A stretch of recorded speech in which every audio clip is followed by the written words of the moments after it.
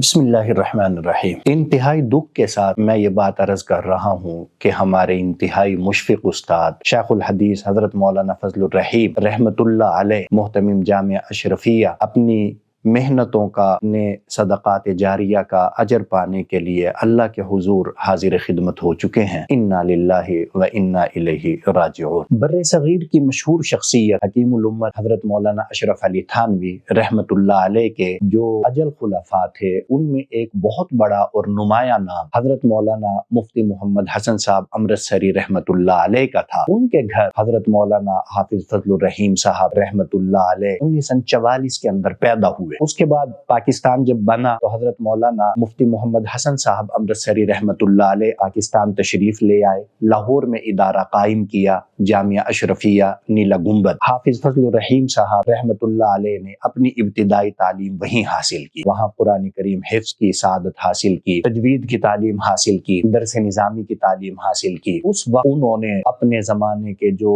مشاہیر علماء کرام ان سے تعلیم حاصل کی۔ ان کے اساتذہ میں جامع العلوم والفنون حضرت مولانا رسول خان صاحب رحمت اللہ علیہ کا بھی اس میں گرامی ہے۔ اسی طرح شیخ الحدیث اور شیخ التفسیر حضرت مولانا ادریس کاندھلوی رحمت اللہ علیہ، حضرت مولانا مفتی جمیل احمد صاحب تھانوی رحمت اللہ علیہ، ان کے والد ماجد حضرت مولانا مفتی حسن صاحب رحمت اللہ علیہ، بڑے بڑے اساتین علم انہوں نے تعلیم حاصل کی۔ اس کے بعد جامعہ اشرفیہ میں درس و تدریس کے منصب پر فائز ہو گئے، ساتھ ساتھ انہوں نے اصلاحی تعلق قائم کیا۔ چونکہ حضرت مولانا مفتی محمد حسن صاحب رحمت اللہ علیہ اور جامعہ اشرفیہ علوم و معارف کے ساتھ ساتھ تربیت کا بھی مرکز تھا، اسی لیے حضرت مولانا حافظ فضل الرحیم صاحب رحمت اللہ علیہ کو حضرت تھانوی رحمت اللہ علیہ کے بڑے بڑے خلفاء سے صحبت حاصل رہی، جن میں شیخ الاسلام حضرت مولانا قاری محمد طیب صاحب قاسمی رحمت اللہ علیہ ہوں، یا مفتی اعظم پاکستان مفتی محمد شفیع صاحب ہوں، خیر المدارس کے بانی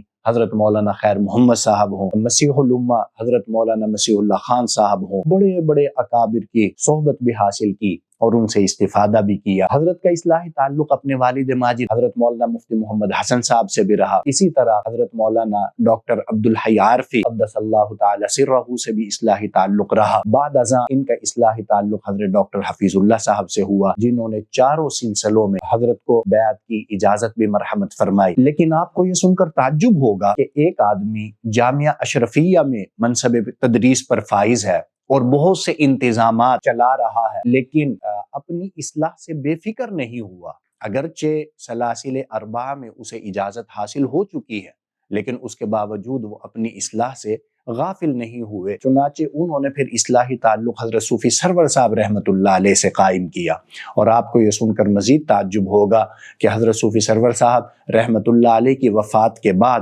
حضرت رحمت اللہ علیہ نے اپنا اصلاحی تعلق شیخ الاسلام حضرت مولانا مفتی محمد تقی عثمانی صاحب کے ساتھ قائم کیا، حالانکہ حضرت مفتی محمد تقی عثمانی صاحب دامت برکاتہم العالیہ حضرت کے ہم سبق ساتھیوں میں سے تھے، کیونکہ کچھ عرصہ حضرت شیخ الاسلام مفتی محمد تقی عثمانی صاحب دامت برکاتہم العالیہ جامعہ اشرفیہ میں زیر تعلیم رہے، اور ان دنوں حضرت مولانا فضل الرحیم صاحب رحمت اللہ علیہ بھی جامعہ اشرفیہ میں پڑھتے تھے، تو یہ دونوں ہم سبق تھے، تو اپنے ہم سبق کے ساتھ بھی اصلاحی تعلق قائم کیا۔ یہ صرف مجھے آپ کو ہمیں سمجھانے کے لیے کہ انسان کو اپنی اصلاح سے کبھی غافل نہیں ہونا چاہیے۔ حضرت کی نمایاں خدمات میں جامعہ اشرفیہ ہو یا حضرت کی بہت سی تصانیف ہوں، یا بلا مبالغہ بالواسطہ اور بلا واسطہ حضرت کے لاکھوں شاگرد، کیونکہ ہزاروں شاگردوں نے تو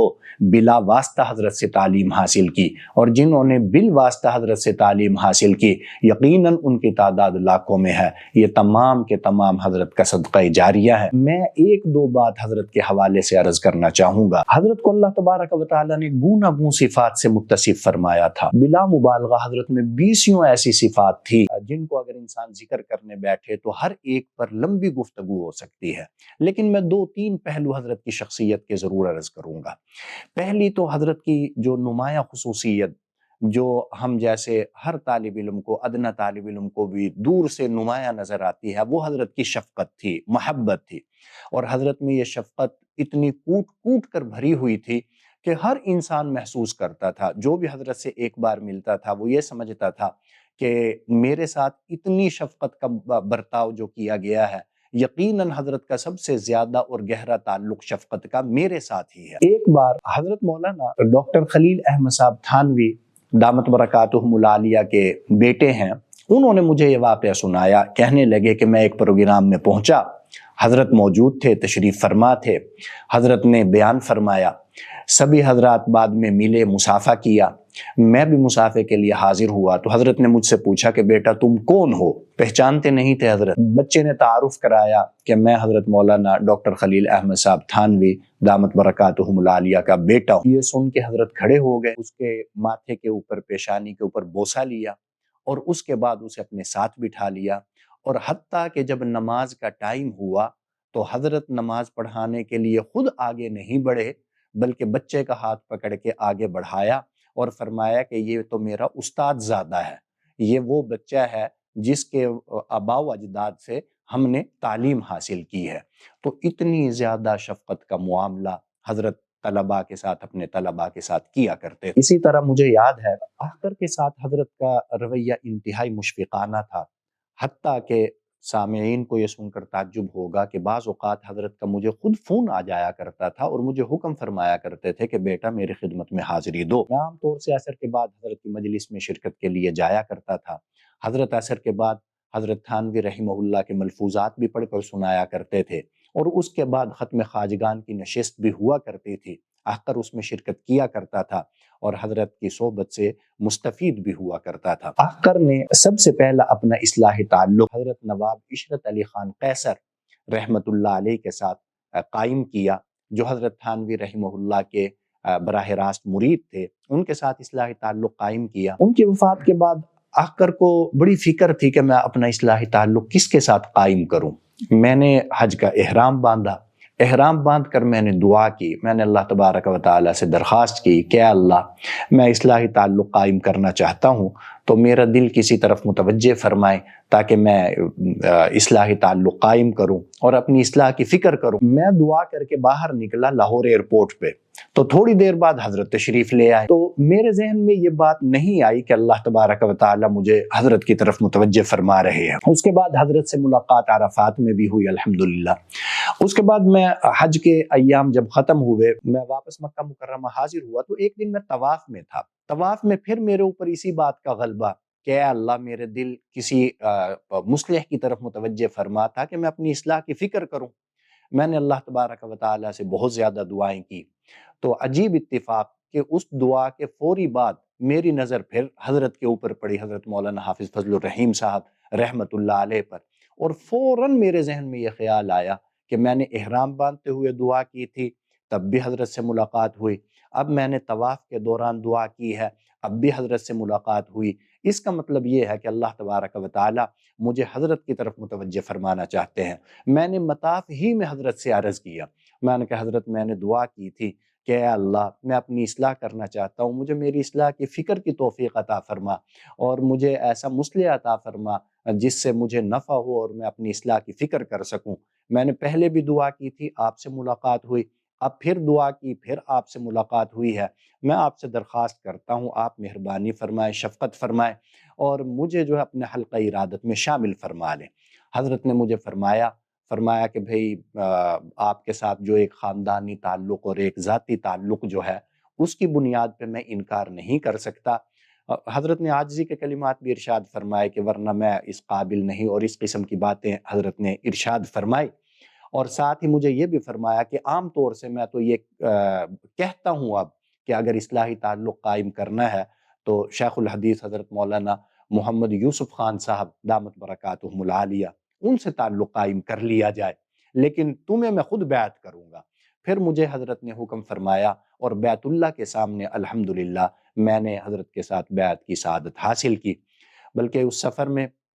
مدینہ منورہ میں میں کئی بار حضرت کے ساتھ مختلف جگہوں پر گیا، اور حضرت جہاں بھی مجھے لے کر جاتے میرا تعارف کراتے کہ یہ میرا بیٹا ہے اور یہ جامعہ اشرفیہ میں دارالافتاء میں خدمات سر انجام دے رہا ہے، چونکہ آخر کچھ عرصہ جامعہ اشرفیہ میں دارالافتاء میں بھی خدمات سر انجام دیتا رہا، تو جامعہ اشرفیہ کے حوالے سے کہ یہ بیٹا ہے میرا اور یہ جامعہ اشرفیہ میں خدمت میں، دین کی خدمت میں لگا ہوا ہے، ہر جگہ یہی تعارف کرایا کرتے تھے۔ تو میرے ذہن میں یہ بات آئی کہ شاید حضرت کے ذہن میں یہ بات نہیں ہے اور حضرت یہ سمجھ رہے ہیں کہ میں جامعہ اشرفیہ ہی میں خدمات سر انجام دے رہا ہوں، حالانکہ میں وہاں سے اجازت لے کر معہد الترمذی آ گیا تھا اور یہاں پہ خدمات سر انجام دے رہا تھا۔ تو میں نے ایک دن حضرت سے درخواست کی، میں نے کہا حضرت وہ آپ سے ایک گزارش بھی کرنی تھی کہ میں فی الحال جامعہ اشرفیہ کی بجائے معہد الترمذی میں دارالافتاء میں کام کر رہا ہوں اور وہیں تدریس میرے ذمے ہے۔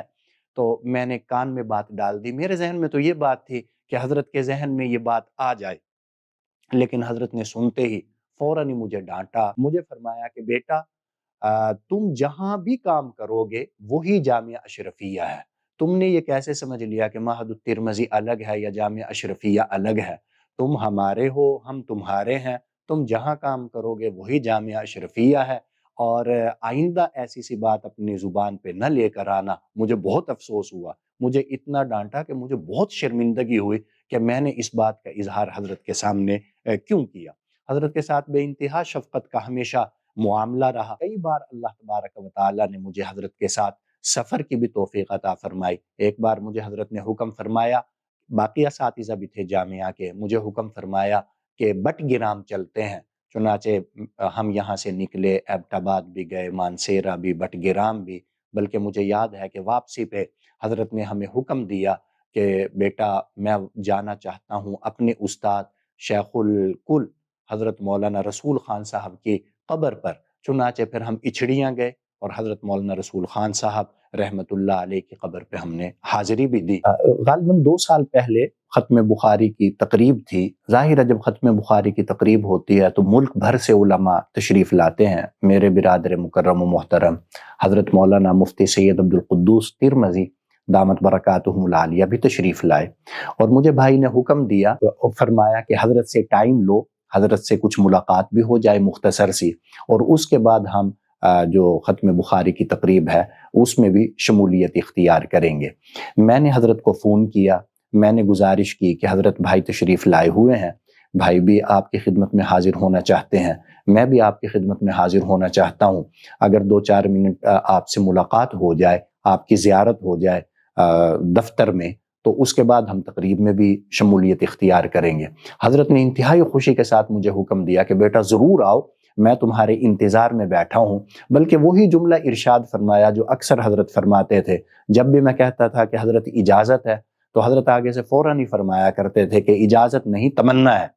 چنانچہ میں بھائی کے ساتھ حضرت کی خدمت میں حاضر ہوا، حضرت انتہائی شفقت کے ساتھ ملے، اور میری اس وقت حیرت کی انتہا نہیں رہی جب حضرت نے اپنے پاس سے 2 جبے نکالے، اور جبے نکالنے کے بعد مجھے حکم دیا کہ بیٹا ایک جبہ تم پہنو،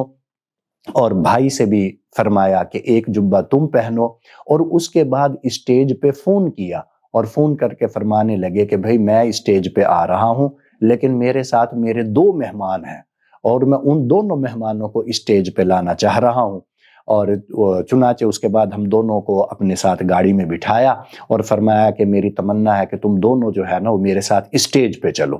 چنانچہ پھر ہم حضرت کی معیت میں اسٹیج پر پہنچے۔ ظاہر ہے میں اسٹیج پہ جب پہنچا تو میرے لیے تو شرمندگی کی بات تھی کہ میں اپنے اساتذہ کے درمیان بیٹھتا، تو حضرت جیسے اسٹیج پہ پہنچے تو میں واپس پیچھے ہٹ گیا، لیکن بھائی جو ہیں وہ حضرت کے ساتھ پھر اسٹیج پہ کرسی کے اوپر بیٹھ گئے، اور جو تقریب تھی تکمیل بخاری کی اس میں انہوں نے شرکت۔ اور اسی طرح حضرت نے ہمیشہ شفقت کا معاملہ کیا۔ میں نے جب بھی کوئی کتاب لکھی حضرت سے اس کے بارے میں رہنمائی لی، مدرسہ معہد کے بارے میں کبھی کوئی رہنمائی لی، حضرت نے ہمیشہ انتہائی شفقت کا معاملہ کیا، محبت کا معاملہ کیا۔ ایک بار میں نے معہد کے پروگرام کا ایک اشتہار دیا، میری تمنا تھی کہ حضرت سرپرستی فرمائیں اور حضرت کا نام اشتہار کے اوپر بھی لکھ دیا جائے۔ میں حضرت کی خدمت میں حاضر ہوا، میں نے کہا حضرت اگر آپ اجازت مرحمت فرمائیں تو میں اشتہار پہ آپ کا اسم گرامی تحریر کروا دوں اگر آپ کی اجازت ہو۔ تو حضرت نے فوراً ہی فرمایا کہ میری اجازت نہیں، میری تمنا ہے، اور مجھے حکم فرمایا کہ آئندہ کبھی بھی اشتہار پہ یا معہد پہ کہیں بھی میرا نام لکھنا ہو تو دوبارہ مجھ سے پوچھنے کی ضرورت نہیں ہے، میں تمہیں اجازت عامہ دیتا ہوں۔ تو حضرت نے ہمیشہ الحمدللہ شفقت کا معاملہ کیا۔ ایک بار میرے عزیز ہیں، میرے بھتیجے ہیں، میں ان کے داخلے کے سلسلے میں حاضر ہوا، بوجود داخلہ ان دنوں مشکل تھا، میں حضرت کی خدمت میں پہنچا، میں نے حضرت سے گزارش کی، میں نے کہا حضرت یہ میرا بھتیجا ہے تو اس کے داخلے کے لیے میں حاضر ہوا ہوں، یہ درخواست ہے۔ حضرت نے وہ درخواست دیکھی، فوراً ہی دستخط فرمائے اور مجھے فرمانے لگے کہ بیٹا میں نے اپنے پاس ایک مد رکھی ہوئی ہے، وہ مد ہے وَكَانَ أَبُوهُمَا صَالِحًا، تو یہ بچہ نیکوں کی اولاد ہے، میں اسے انکار نہیں کر سکتا۔ تو اس طرح ہمیشہ حضرت نے شفقت کا معاملہ کیا۔ جب بھی ہم وہاں پہنچتے تھے حضرت ہماری اصلاح بھی فرماتے، تربیت بھی فرماتے، شفقت کا معاملہ بھی فرماتے۔